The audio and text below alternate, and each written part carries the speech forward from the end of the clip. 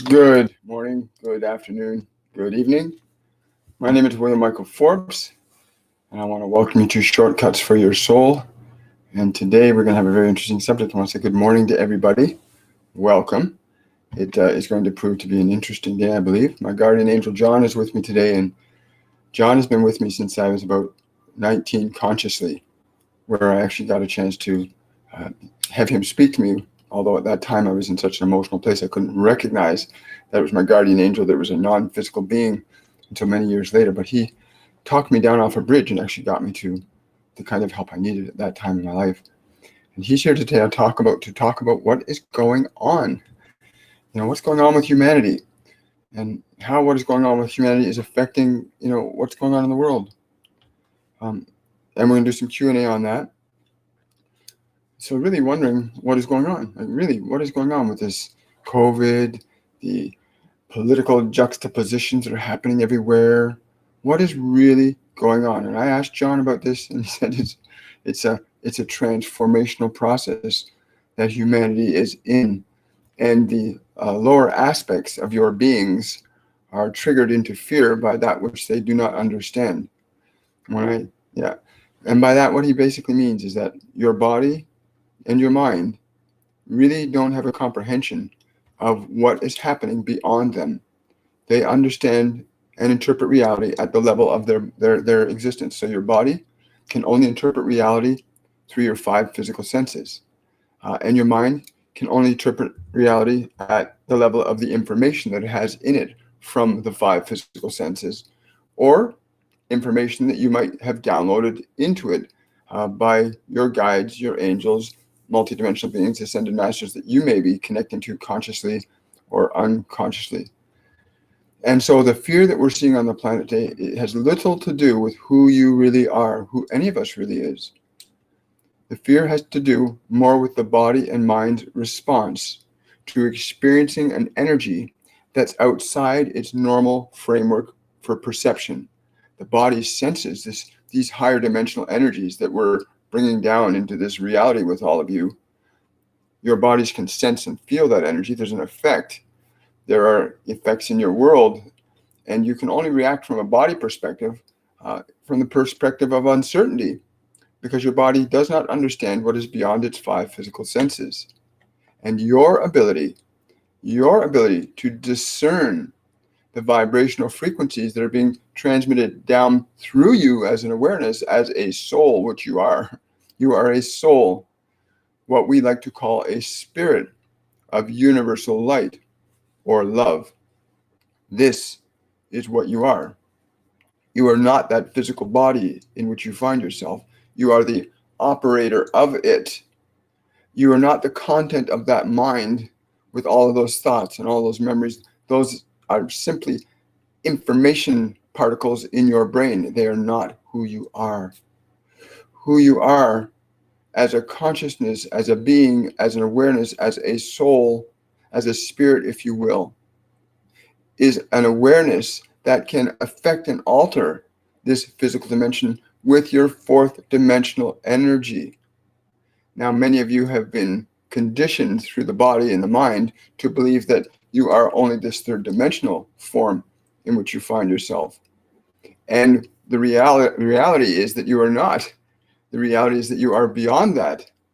And it is very uncomfortable from the perspective of your finite body to believe that it actually does not have any control at all over what is going on, that you as the awareness do. You as the operator of the form can alter and change what's occurring within it and around it. The bringing forth of these higher energies is going to create very specific and precise changes in this material world. We are already seeing them, and we're excited about them, for if you integrate them properly into your consciousness and reorganize your mental and physical architecture to adjust to these different frequencies, then you will have nothing to fear. In fact, when your body and your mind recognize that you are in possession of them, that you are the operator of them, then you can alter how they will respond to the coming energies And these will be increasing significantly over the coming weeks as you find yourselves being isolated to yourselves again, where you have the opportunity to remember who you are, to remember and know, not to remember from here, but to remember from where you are in this present moment. For this is the only true place of your being, is in the present moment. And if you are willing to step into that awareness and bring it down, bring yourself down consciously and awake into this form, to reshape and remold the information in your mind that this world has imposed into it, to sweep the dust from your mind and allow your light to begin to shine, to allow your intelligence, the intelligence of love, the intelligence of truth, the intelligence of playfulness and creativity that is you, you allow that aspect of your being to come through to here to reorganize it. What you will say and what you will do from the perspective of who you are as a being will be significantly different than the perspective of what you say and what you do from the perception of being a body and mind that has a past and a possible future based on that past, that has sensations that are strictly limited to 5 physical senses, as opposed to the multi-sensory capabilities that you, as a sentient awareness, has to expand your consciousness way beyond what your eyes or ears can see or hear. And this time is afforded to each of you now. And will you be worried about the world? Or will you focus on actualizing that which you are into matter? The vibrational nature of your being is such that no harm can come to you when you are in alignment with who you are. And when your body and mind are in alignment with who you are, no harm can come nigh thee. You cannot mix oil and water. They're very distinct. And when you vibrationally elevate the flesh and the mind into the image and likeness of your being, this world cannot intrude upon you, nor disturb your peace, nor interfere with anything that you would choose to manifest as your expression and contribution to this human collective experience. It is truly your time. The perspective of oneness cannot be actualized nor realized in the flesh, for there is individual expression in time and space. In the consciousness of your being, there is a fluidity of integrative consciousness that does not operate from an awareness of separation, but realizes the fullness and the value of integrated collectivism as a means of organizing matter into higher states of expression. But when you bring your higher energy into this form, the things that normally would threaten it will not be a threat to it. The vibrations of disease do not affect the vibration of light and love. The vibration of love organizes matter very differently than your vibrations of fear. You need to pull your attention away from fear. All of you need to pull your attention away from fear, back to your heart, back to your soul, back to your spirit of that which you are. And as you do this, the symptoms of suffering will begin to abate. When you get closer to who you are, your symptoms of suffering will begin to abate. And this is how you can know the form will always respond to what you are as a being in awareness, as a conscious, as a vibration, as a frequency. As a frequency, you organize the matter in which you find yourself struggling with at this time, and learning to step into it consciously, to allow your awareness, your light, your love, your beauty to organize matter, as opposed to allowing matter to organize your experience of matter, which has been the way for many thousands of years, for many countless civilizations that have risen and fallen on the basis of trying to organize reality from the perspective of matter exclusively, it has not worked, and it will not work at any point in consciousness. Only can consciousness affect the changes in matter that are necessary for the full realization of your potential creative expression in time and space, the liberation of your creativity. We are seeing signs of it now occurring on your planet. The diminishment of physical destruction of your planet. These things you call isolation. People are asking, why is this all going on? But these are things to pull you back away from matter, to pull you back towards yourself within your being aware of your being aware, and knowing that from that perspective, you organize matter. But many of you are so entrapped in the sensations of the world around you. And now you've been given the opportunity to be pulled away from those distractions from yourself. You're giving the opportunity to be pulled away from all of those distractions. Stop resisting becoming what you are. Do not hold on to those things which restrict and limit your full potential into strictly being a physical mechanism, which you cannot be anyway exclusively. You can only use this mechanism as a form of creative manifestation, but you are not meant to be subjective to it. And so as you begin to move your awareness away from your physical perception of self into the awareness of your being, and it's from that perspective of knowledge in who you are that you can begin to organize matter from a vibrational frequency that you have given the word love to. And this is a vibration that organizes matter very differently than a vibration of fear or anger, which organize matter very differently. You will experience fear and anger because you are lost in matter and believe, therefore, that you are exclusively subjective to its causes and effects. But when in reality, matter is affected exclusively by the causes and effects of your consciousness. And in your awakening to this, in your being willing to step back into yourself again, and then to step forward into time-space, being that which you are, significant changes socially, economically, and politically will unfold. The old models of fear and blame and anger and criticism and judgment will not work for your species anymore. They will not work in this dimension anymore. For the time is now. These higher frequencies are coming. You cannot stop them. You cannot stop yourself from being what you are. And the body and mind cannot stop you either.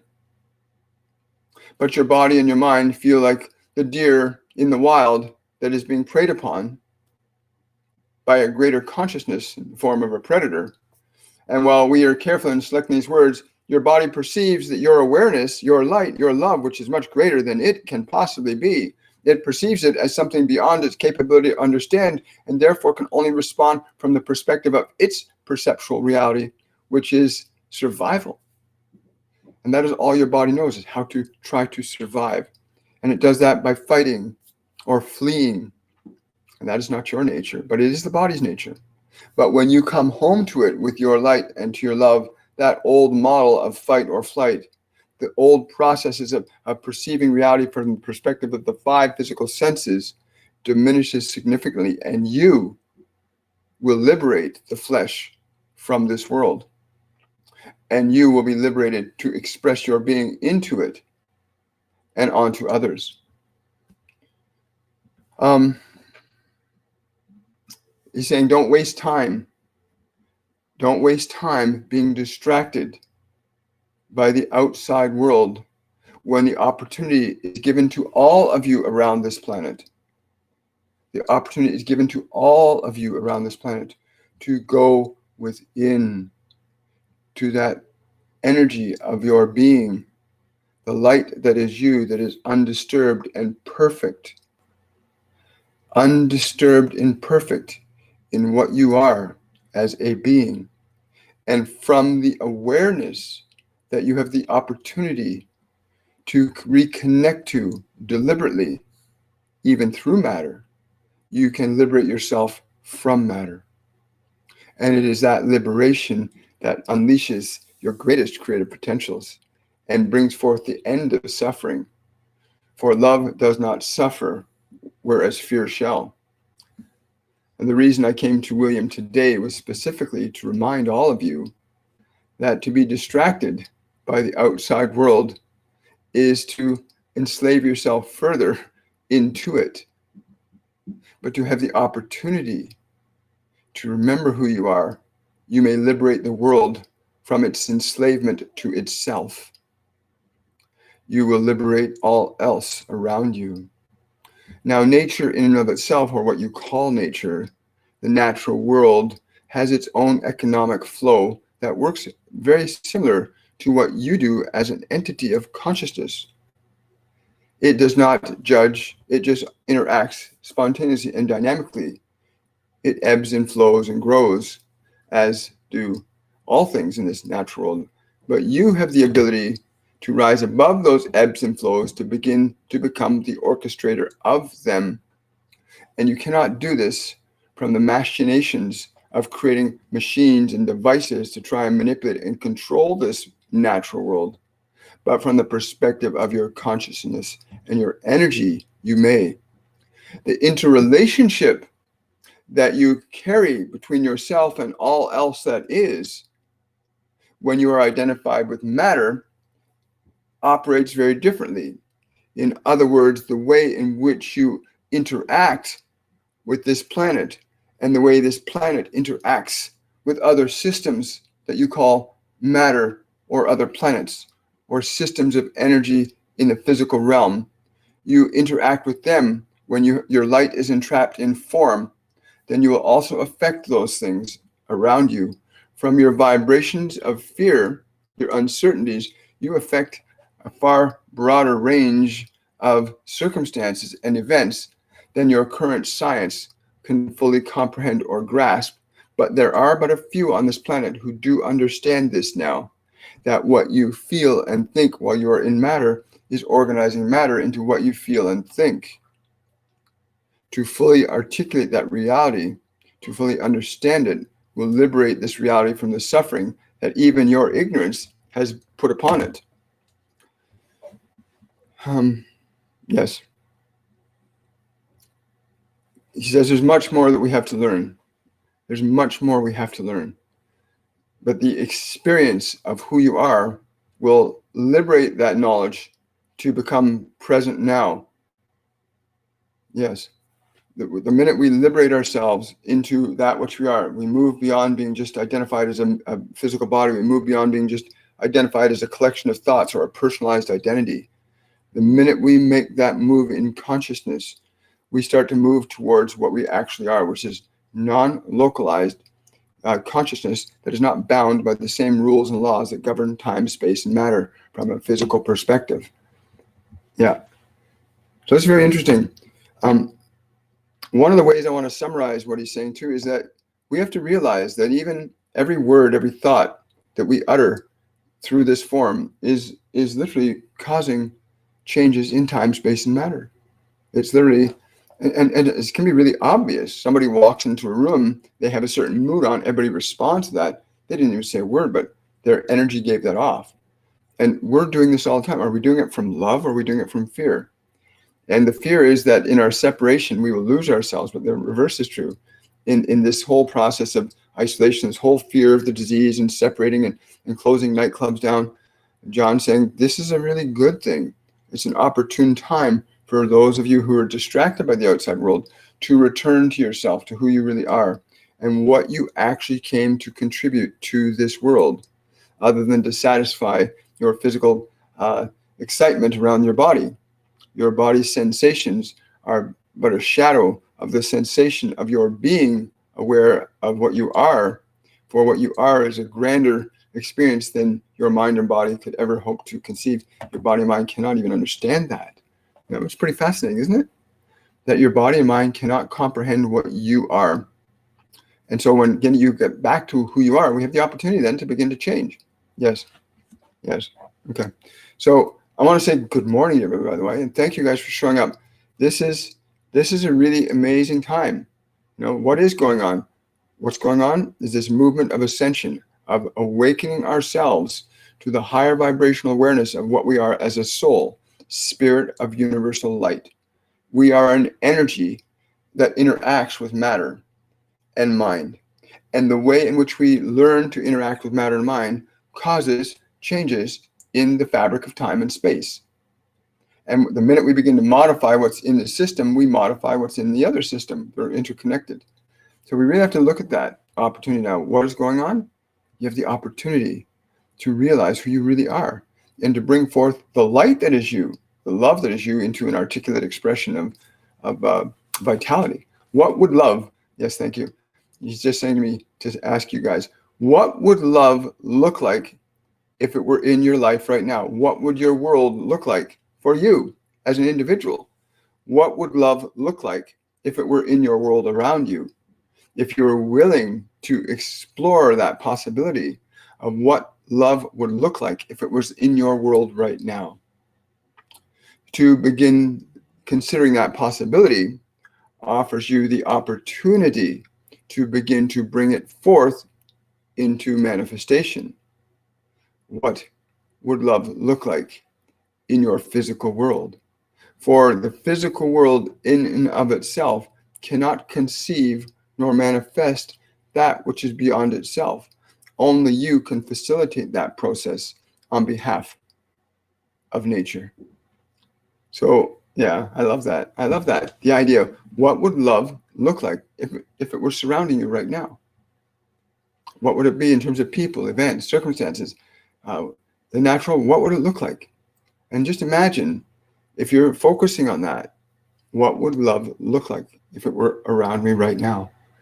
And to get to the place where suddenly you realize love is what is around me right now. To get to that place where you suddenly realize love is around me right now. It's because that is who I am. And when you come to that realization that that is who you are, then you start to see it everywhere. Yeah. And the example I would give to that, if you ever think you're thinking about buying a car, or you're thinking about somebody you haven't seen in a long time, and all of a sudden you're walking down the street and you start seeing those cars everywhere, or suddenly that person you've been thinking about calls you on the phone, or you run into them on the street. Whatever we begin to give our attention to shows up as matter being organized into the experience that matches it. So please take time today to consider, if love were around you right now, what would it look like? What would it smell like? What would it feel like? What would people be looking like or moving like if they were expressions of love, if that was around you right now? And I find that a very fascinating consideration. Thank you, John. A very fascinating consideration, that if love were around you right now, what would it look like, smell like, feel like, sound like? What would that be for you? He's saying to me right now, the minute you get into an understanding, the minute you start pursuing the answer to that question, you are ensnared in a very friendly trap of dynamic excitement. You can get ensnared by love as easily as you can get ensnared by fear. Please understand, it is much more preferential to be ensnared by love than it is to be ensnared by fear. One is much more preferable.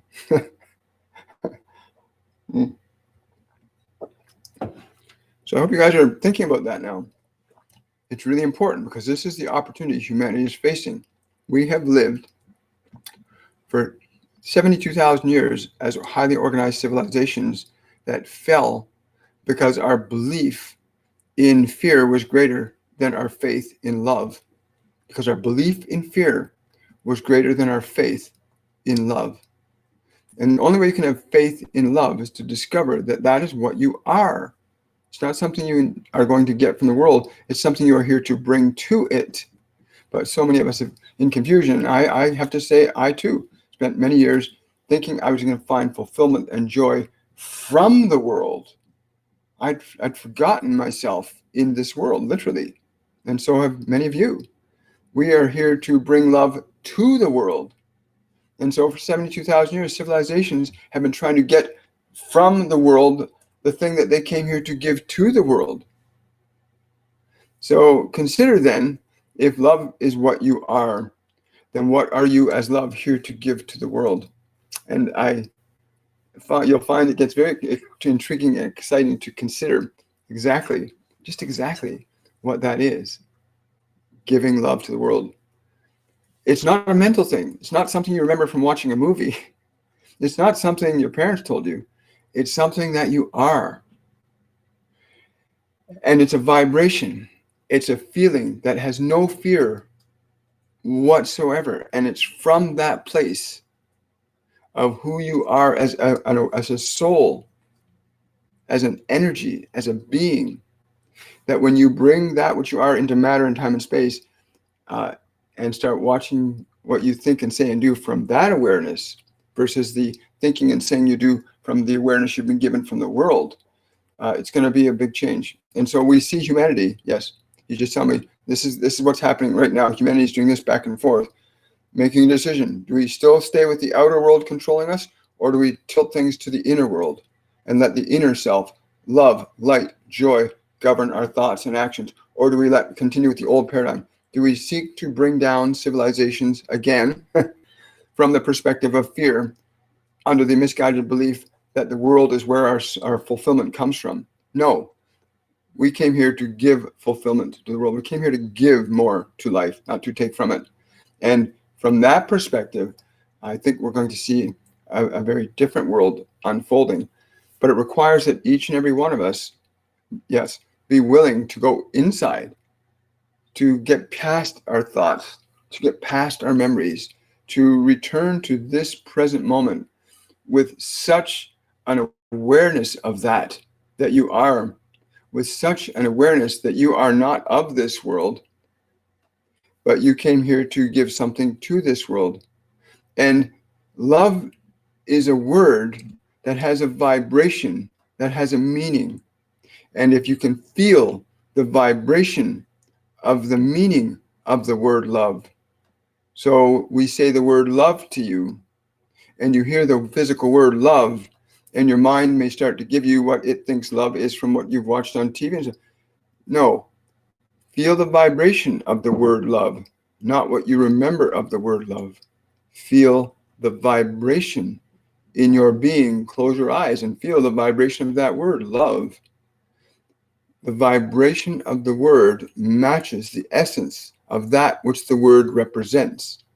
And the word love is not represented accurately in the physical world as it is in the spiritual realm, which is where you reside with that which created all of this.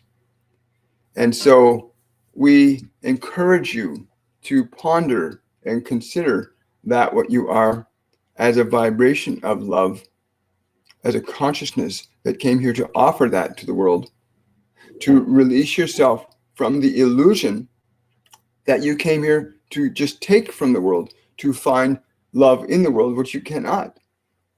You cannot find yourself in the world. You can only find the world in the world and what it contains. But you can give to the world that which it has never had before: a love, a light, a joy, a playfulness with yourselves and all the other creatures in this world.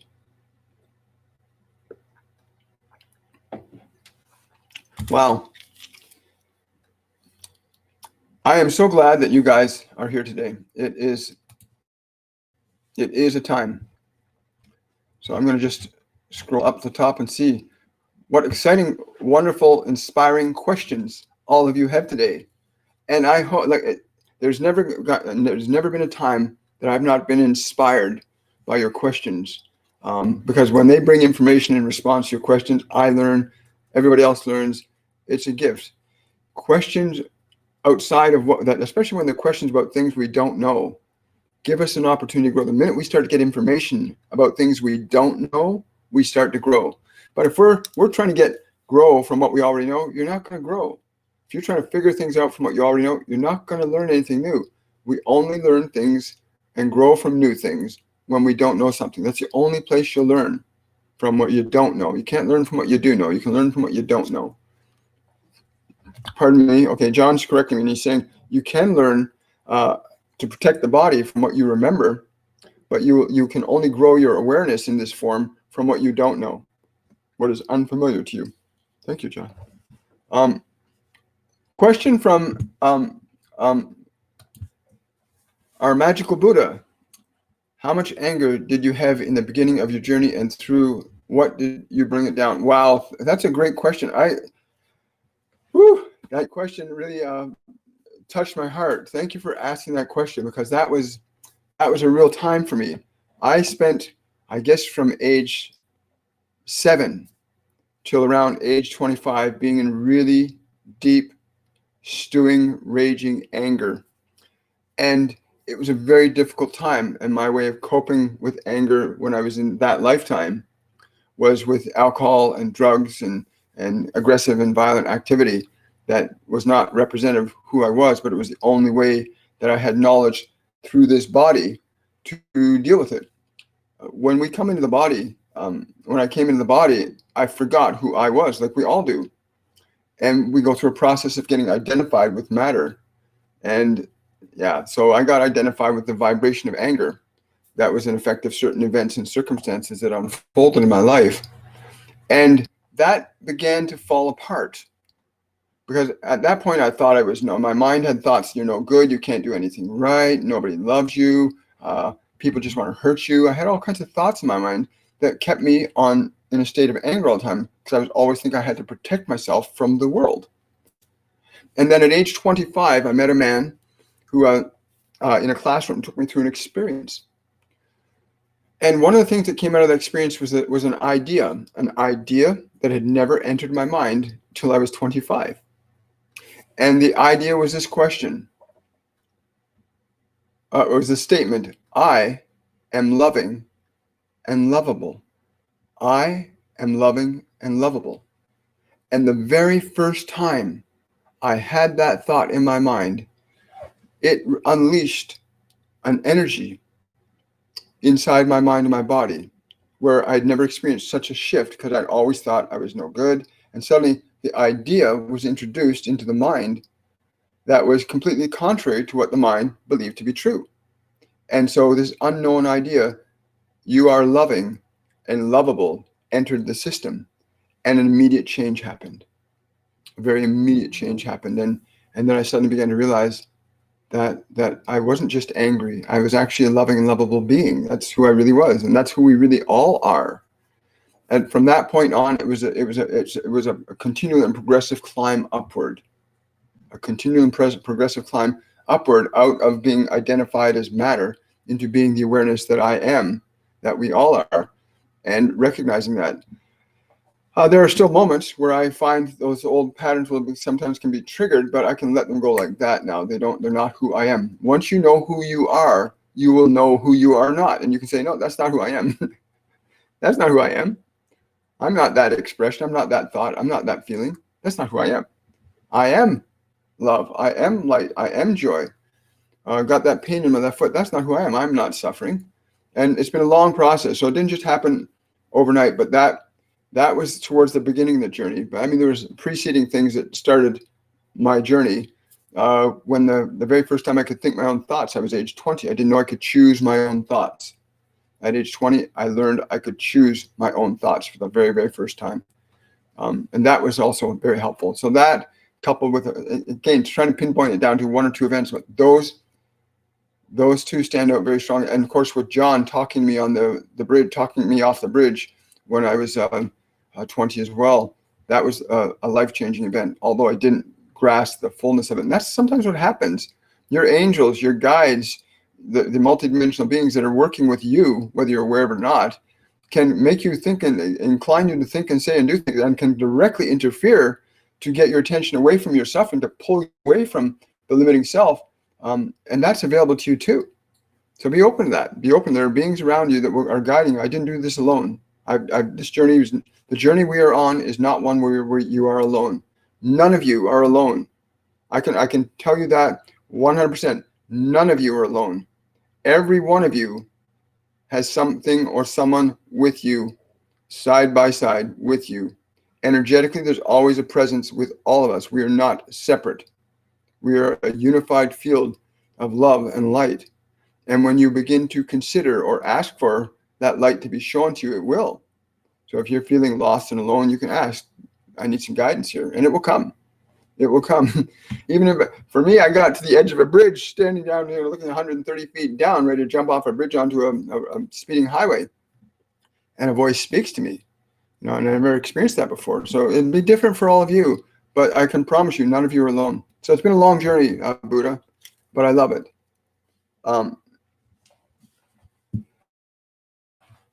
Yes. My guardian angel John was the first person that brought it down through me. Manoj is asking, I am feeling like going into water fasting, but don't know how long I should fast. 1 day, 2 days, etc. Please ask Jesus or Raphael. I get the number 3 days. And Master Jesus says, choose the 3rd day, for on the 3rd day you shall be renewed. On the 3rd day you shall be renewed. The story of my resurrection was not a literal story of my physical death, but was the recognition that I brought myself out of my humanity and into my divinity on the 3rd day. Wow. Cool. Thank you, Manoj. Great question. Skyheart is asking, when spirits ask us to go within and raise vibration, are some best ways in which to achieve this is listening to music, sitting in silence? Yes, absolutely.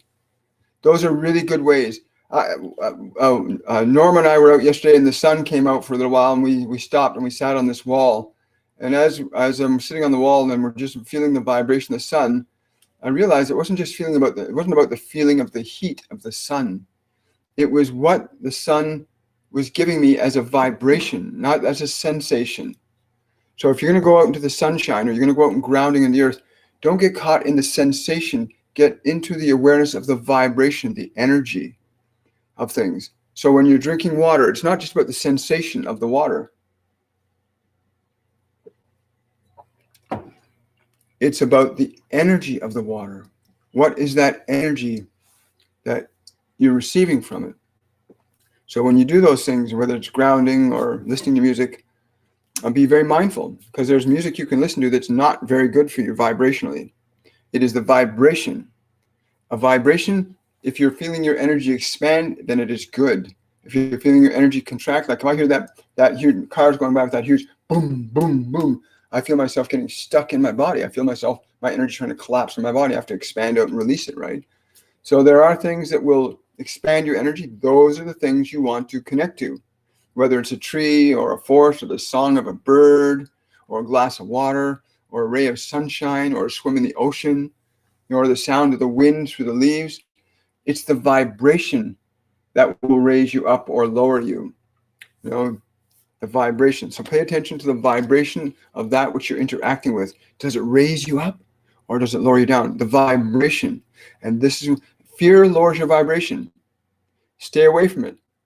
Stay in the vibration of, if again, we are being given the opportunity, each and every one of us on this planet is being given the opportunity to stop being distracted by the senses and to regain our sense of who we are. And then to use the sense of who we are to make better sense of what we're here to do, rather than what we're here to get or acquire or take. Right? Great question, Skyheart. Thank you so much. Wow. Yeah, water fasting is really good. Norma likes doing water fasting as well. Question from Nicole. I woke this morning to the left side of my bed, going down as if someone was sitting there. Was it my imagination? No. She says, I don't know why it's a she, but she says, you know who I am. They do not need to know who I am, but you know who I am. I sit beside you quite frequently, but now you're ready to know me. Yes. She's saying something about your higher feminine light. Something about your higher feminine light. That it's time to anchor that in. It's time to anchor that in. And she's like showing like a whitish purplish light coming in through the top left side of your head and coming down. Interesting. Who are you? She's just laughing at me. It's none of my business. Okay. All right. She says, you know who she is, Nicole. Um, wow. What are those black squiggly lines all over my walls and ceilings when I woke up this morning? You're beginning to see the energy, Lauren. You're beginning to see the energy of things rather than the things themselves. This is going to be happening with a lot of people. It's one of the ascension symptoms. When you start to shift out of being body mind identified exclusively, your ability as a soul to perceive time, space, and matter is very different than it is through the five physical senses. But your five physical senses can also be adjusted as you adjust your awareness, as you expand your awareness. You're able to see beyond what you normally would see, and your eyes and ears can learn to hear and see different band wavelengths of light and sound. I can look at walls, I can even look at my hand right now, and I can suddenly see literally cajillions of particles moving. Like I can literally start to see all these particles, and then I can start to see the energy around it. So you learn as you get more connected to who you are as a unlimited being. You start to adjust. The senses start to adjust to who you are rather than you adjusting to what the senses are. Most humans are stuck being adjusted to what the senses are, strictly of sight, sound, touch, taste, smell, from the perspective of the animal consciousness, which is what your body is, animal consciousness, right? But from the perspective of who you are, you can adjust its senses so you can see more, hear more, know more, right? You get to bring the higher faculties of clairvoyance, clairaudience, clairsentience, claircognizance down into time, space, and matter. Thank you for that. That was an affirmation. Wonderful. Oh, well, thank you so much. Okay, question from Kebretro. Sounds Russian. I'm beginning a course with Kristen Davies soon and starting a course in miracles again. Is this the right direction for me, or should I be doing something else? That's interesting you asked this question. It's not something else. It's something more. They're saying there's something more that needs to be added to that. Again, I don't know what that is, but they're saying you'll feel it here first. You will feel it here first. And when you feel it here, ask the feeling to reveal itself to you. Ask the feeling to reveal itself to you. Wow. Question from Ariane. None of us is alone. Who is with me? Thanks. Hello, Arlene. Who is with Arlene? There are three of us that are with you. One of us you would call male, and the other two are female. We are not quite sure that you are willing or able to receive us in the light in which we would present ourselves to you. If you are able to give yourself the fearlessness that is necessary, we shall be known to you. We stress, though, to acquire the fearlessness so that you can receive us. Cool. They're not wanting to give names, but the one male and the one female stand on your right. The other female stands on your left to the front. If you focus on the energy to your front left and just feel the sensation of energy in the space there, you can start to sense her presence. She says you can actually start to sense her presence in that perspective there. Thank you, Arlene. Wow. I think I'm going to take one more question today. Let's see. Here we go.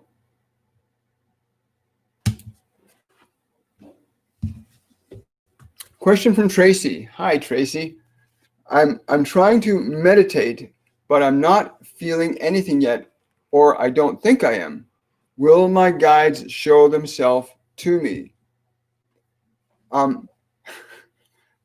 I'm going to say something that they always say to me. Don't try. If you're trying, you're putting effort. If you're putting effort, you're expecting a partial failure. Do not try to meditate.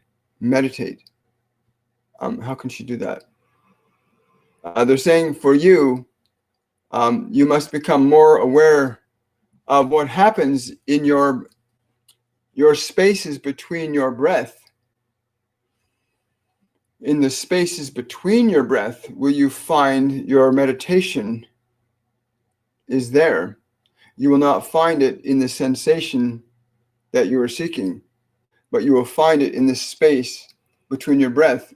If you keep your awareness there,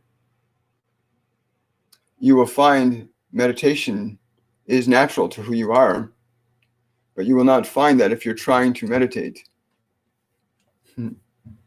Thank you, Tracy. Well, guys, thank you so much for being here today. I really appreciate your questions, your time, and I want to thank John and Master Jesus for being present today with us. There is so much love here for all of us, and like there's so much opportunity for our species right now. You know, everybody's upset that they can't go to hockey games or baseball games or basketball games or nightclubs, but they're distractions. They keep us away from who we are, what we came here to give to life. All of those things are what our attempts to try and get from life, rather than learning to identify and recognize what did we come here to give to life. You know, that lifts it up, that ennoblizes it, that gives it more joy, more playfulness, more excitement, more possibilities. Anyway, I want to say thank you, everybody, for showing up. If you want to support these messages, Shortcuts for Your Soul and Supernatural Saturday, please consider becoming a member of my Patreon page at patreon.com/William Michael Forbes. And you can support these messages that way. Also, you can use the super chat. If you have a question, I didn't get an answer. If you want your question to be answered, please use the super chat. It will prioritize your question for me. Also, I want to make an announcement that we're also on September the, is it September the 26th? I don't think it is. Well, you'll see it in the end of this. Anyway, in the trailer, you'll see what I'm talking about. You're welcome. Yes, good. That's great, Patricia. So remember, just have yourselves a wonderful day. Support these messages. Go to my website, williammichaelforbes.com. You can also book a reading with me. You can easily join one of our mediumship courses, which will be starting again in February. You can register now. In February 13th, we'll be starting our Mediumship 101 course again. We're just finishing the Mediumship 102 and 103 last classes this year. But you need to learn to connect to who you really are and the guides, the angels, the beings that are here with you. You're not alone. You're never, ever alone. You just have to learn how to hear from within. Anyway, much love to everybody. Have a wonderful and a joyful day. And we'll see you on Friday on Shortcuts for Your Soul. Bye for now.